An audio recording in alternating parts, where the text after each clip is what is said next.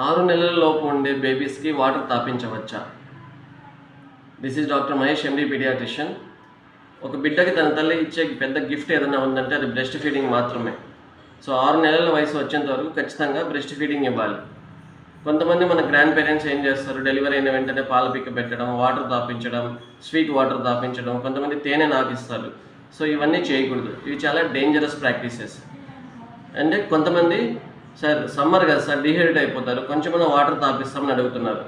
So గుర్తించుకోవాల్సిన విషయం ఏంటంటే వాటర్లో అసలు క్యాలరీస్ ఉండవు. వాటర్ ఇవ్వడం వల్ల ఏమవుతుంది, బేబీస్కి ఆకలి అనేది తగ్గి బ్రెస్ట్ మిల్క్ తీసుకోవడం తగ్గిస్తారు. సో దానివల్ల క్యాలరీస్ సరిగా అందవు బేబీస్కి, అండ్ వెయిట్ లాస్ ఎక్కువ అవుతారు.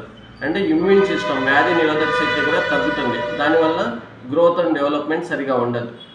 సో బ్రెస్ట్ మిల్క్లోనే మనకి 85% వాటర్ ఉంటుంది, fat, minerals, vitamins and carbohydrates, what not everything ఉంటుంది. సో బ్రెస్ట్ ఫీడింగ్ మాత్రమే ఇవ్వాలి 6 నెలల వయసు వచ్చేదాకా. కొన్ని స్పెషల్ కండిషన్స్లో ఫార్ములా ఫీడింగ్ ఇచ్చుకోవచ్చు మీ పీడియాట్రిషియన్ సలహా మేరకు. Thank you so much.